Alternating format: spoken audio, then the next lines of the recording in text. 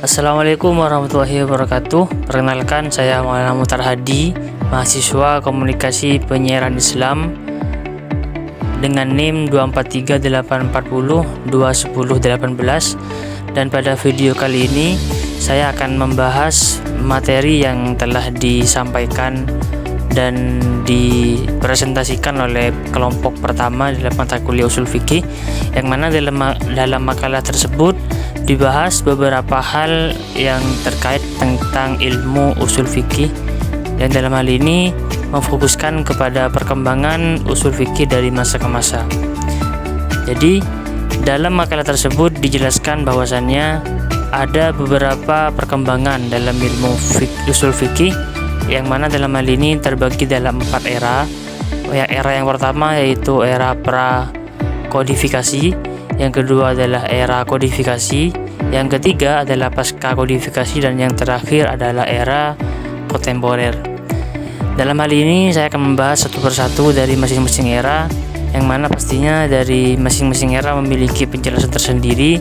Yang pertama adalah era pra-kodifikasi, yang mana dalam hal ini terdapat beberapa bagian termasuk juga masa Rasulullah, yang mana dalam hal ini hukum Islam diambil langsung dari wahyu yang turun dari Tuhan dan diambil juga dari ajaran Rasulullah.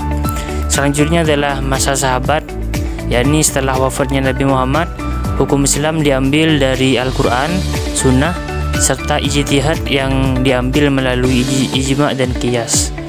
Selanjutnya yakni masa tabi'in dan imam-imam mujtahid sebelum Imam Syafi'i. Jadi kedua masa ini mengembangkan metode istinbat hukum yang membentuk dasar bagi usul fikih tersebut. Selanjutnya yakni masa kodifikasi, yang dalam hal ini tokoh utama dalam masa kodifikasi adalah Imam Syafi'i, yang merupakan tokoh utama dalam penyusunan usul fikih secara sistematis dalam karyanya yakni Ar-Risalah, yang pada masa ini penetapan hukum Islam menjadi lebih terstruktur dan menjadi acuan dalam perkembangan mazhab fikih. Selanjutnya adalah pasca kodifikasi, yang mana dalam hal ini usul fikih berkembang signifikan dengan munculnya dua metode pendekatan yang utama. Yang pertama adalah metode mutakalimin atau yang kita bisa ketahui dengan teoritis. Yang kedua adalah metode fuqaha yang bisa kita ketahui dengan metode praktis.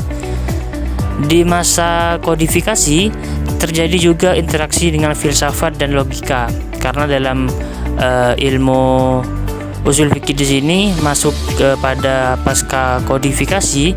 Kaum-kaum yang menganut metode mutakalimin ini seringkali menggunakan filsafat dan logika dalam menalar ilmu usul fikih.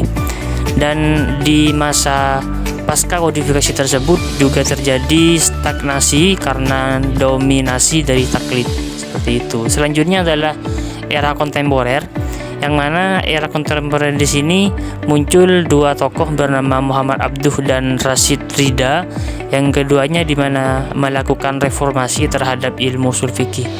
Reformasi yang disebut adalah mengaitkan hukum Islam dengan tantangan modern. Jadi dengan dikaitkannya ilmu Islam dengan tantangan modern, diharapkan hukum Islam dapat fleksibel dalam menanggapi dan menjawab perkembangan global seperti hak asasi manusia, ekonomi Islam, dan hukum keluarga. Jadi dapat disimpulkan bahwasannya dalam makalah dan presentasi yang disampaikan pada pertemuan kemarin itu dapat disimpulkan bahwa usul fikih adalah metode hukum yang telah melalui banyak perkembangan. Awalnya yang menjadi ilmu tidak terstruktur menjadi ilmu yang terstruktur dengan adanya banyak perubahan-perubahan mulai dari prakodifikasi hingga pasca kodifikasi dan era kontemporer. Mungkin hanya itu yang bisa saya sampaikan. Semoga dengan adanya hal ini bisa memenuhi tugas yang diberikan oleh Bapak Samsul Arifin selaku dosen pengampu mata kuliah usul fikih. Kurang lebihnya mohon maaf. Wassalamualaikum warahmatullahi wabarakatuh.